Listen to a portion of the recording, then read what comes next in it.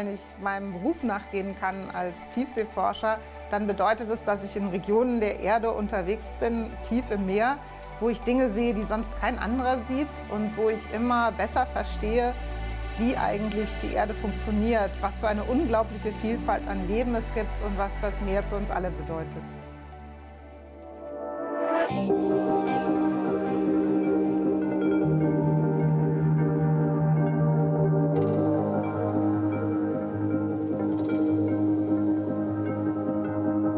Dorthin gehen, wo man gar nichts weiß und die Grenzen des Wissens zu verschieben, das ist für mich schon immer das Größte an der Wissenschaft gewesen.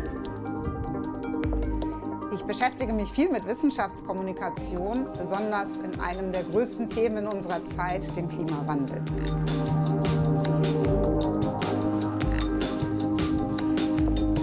Als Kind habe ich viele Geschichten gehört von meinem Großvater, der zur See gefahren war und habe dann begeistert Abenteuerromane gelesen, die Schatzinsel, Jules Verne, 20.000 Meilen unter Meer. Und habe mir vorgestellt, wie es sein müsste, Entdecker oder Pirat oder Kapitän zu sein. Und ganz langsam hat sich dann die Idee durchgesetzt, ich könnte auch Meeresforscher sein.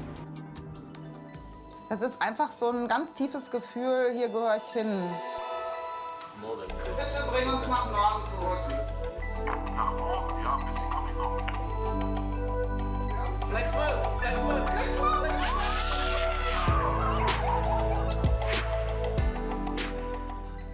Ich als Tiefseeforscherin beschäftige mich vor allen Dingen mit anderen Formen von Leben. Leben, das so verschieden ist von uns Menschen, so verschieden ist von dem Leben an Land, dass wenn ich auf die Menschen blicke, auf die Geschichte der Menschheit, auf die Geschichte des Lebens an Land, eben einen ganz anderen Blick einnehmen kann. Einen Blick, der die Frage stellen kann, wie haben wir es eigentlich so weit geschafft und haben wir Menschen Chancen auf Überleben auch in der Zukunft?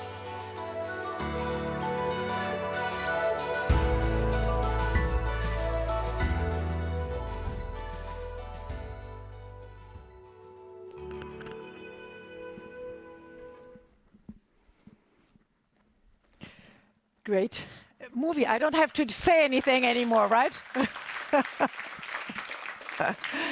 Ladies and gentlemen, dear awardees, dear Ernst-Ludwig, dear representatives of the Bayer Foundation, and dear Antje Boetius. I feel very honored to speak here, to praise Antje Boetius as the first recipient of the Ernst-Ludwig Winnacker Award is easy, but it's also hard. I will tell you why. It is easy to praise our awardee because I do not need to convince anybody that she is the 100% right, the perfect winner. This laudatio is what we call in German Eulen nach Athen tragen, meaning to preach to the converted. Nobody needs to be convinced that Antje Boetius deserves this prize, and you've seen it in the video. It's the same as she more than deserved the numerous awards she has received in the past. Scientists among you will point out the Leibniz Prize of the Deutsche Forschungsgemeinschaft that she received for her discovery of microorganisms which live on the bottom of the sea and which sort of eat up methane and therefore saving us from large quantities of the dangerous gas getting to the atmosphere. Journalists, as me, will mention the Kommunikator Prize for her numerous activities in science communication. Students will name the very recent award as Best University Lecturer that was also awarded to our other awardee. And environmental activists will emphasize the Deutsche Umweltpreis. And I'm just mentioning a handful of the dozens awards that Antje Boetius has received so far. But, as I said, it is also hard to praise Antje Boetius because she is so amazing. How do you describe somebody who is an excellent scientist with international reputation, a wonderful boss, as her co-workers say, an adventurer who went on almost 50 expeditions, and we're talking about expeditions which last for weeks. I asked her once if I could join her on the Polarstern, and she said, okay, if you have 6 weeks to spare, come along. Well, sorry, I didn't have the 6 weeks to spare. At the same time, she's also a writer. She's a dedicated communicator. As journalists, and I still call myself one of those, we always try to find, again, a German expression, das Haar in der Suppe. We try to find fault with somebody. We try to discover the weaknesses. To be honest, I haven't found any with Antje Boetius, maybe except for the flaw that she does not work at my university, the Technical University of Munich. And that's probably due to the fact that we're too far away from the ocean. Neither has the Bild-Zeitung found a flaw, Germany's most well-known tabloid, which does not spare scientists, as we have learned during the pandemics. And Bild just published a portrait of Antje Boetius with the title, Germany's most renowned deep sea and polar researchers. And believe me, the story about her is very friendly. So, is Antje Boetius everybody's darling? No. Because she uses her profound knowledge and great reputation to tell us the bitter truth. She's far from being a, what I would call, Wohlfühl-Wissenschaftlerin, a comfort zone scientist. She has been pointing out over and over the dangers of climate change for the fragile ecosystems of our planet.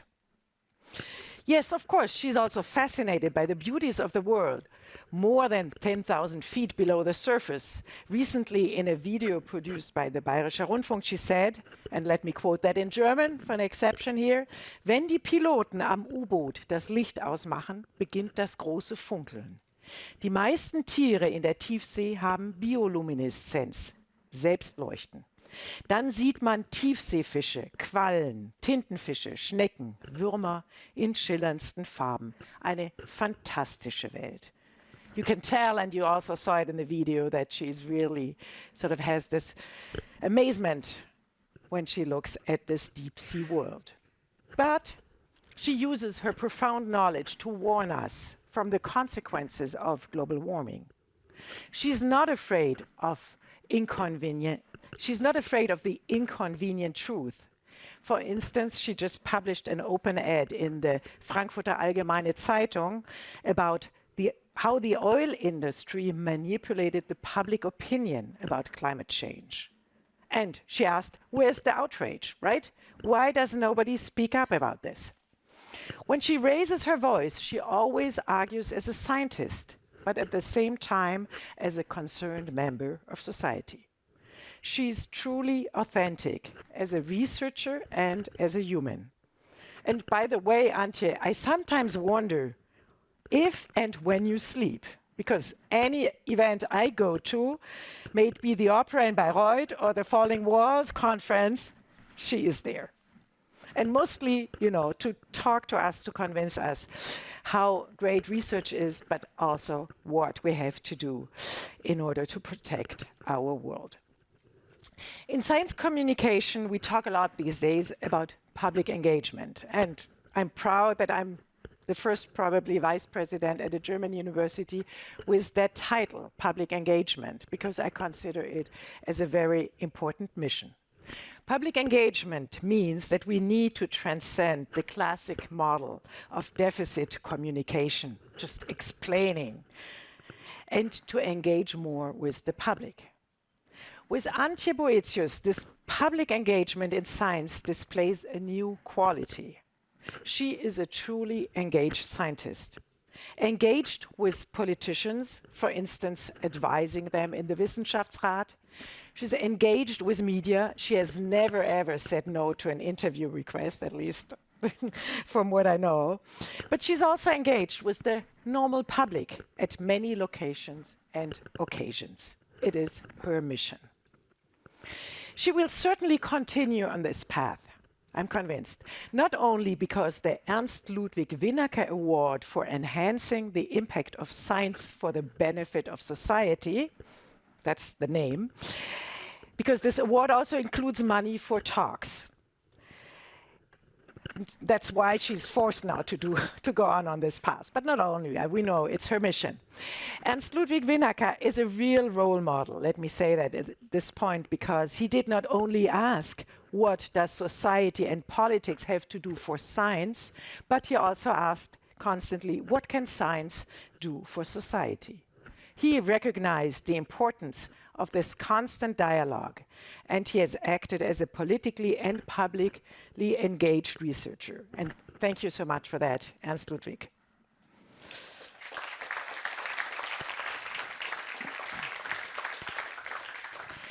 Antje Boetius is following him on this path, and she's a more than worthy winner of the first Ernst-Ludwig Winnacker Award of the Bayer Foundation. I have only one worry. The footsteps that you, Antje, leave behind or leave as the first winner, these footsteps are huge. Who would be a worthy second or third awardee? Is there anybody out there? Let's leave the answer for the future. And today I will leave you with our congratulations and all the best for you and your important mission.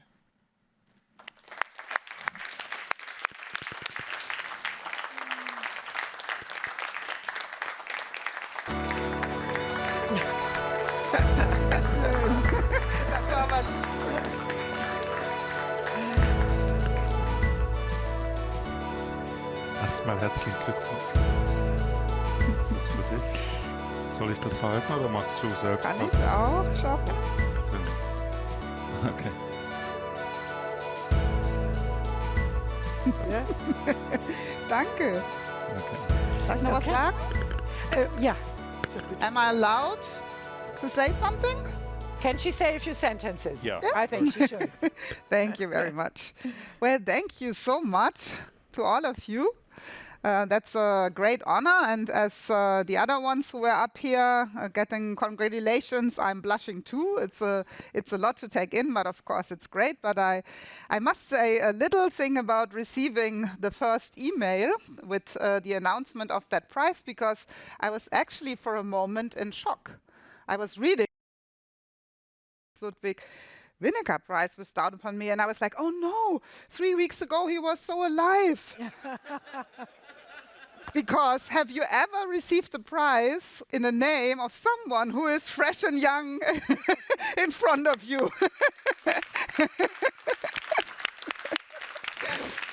Yeah.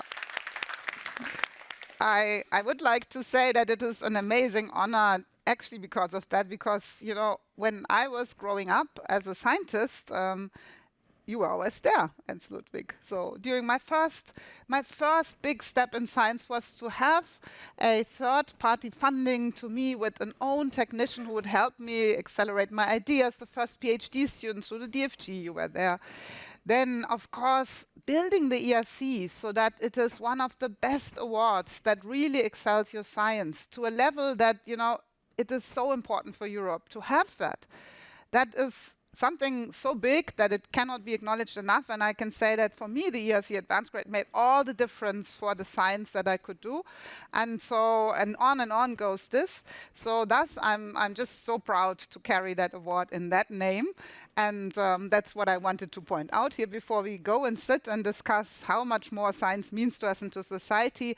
I would say the first step really in science and society is that science can blossom only in a society that supports science. I look around the world of today and I'm in sorrow and in pain to see so many countries where scientists are persecuted, where scientists cannot research freely, where there's no access, and actually it's going down right now in the world if we are really honest, where scientists, kids who want to learn, women who want to achieve a position in science are not getting there anymore. And so the one thing we can do, us that are in a rich country and on a rich continent, is to try to carry that idea abroad and to help wherever we can to make sure that everyone understands science is art, as you've said, and science is key to our future, absolutely key. And that's the intro, I think, we'll have to our nice panel. Thank you so much. Thank you for the nice award.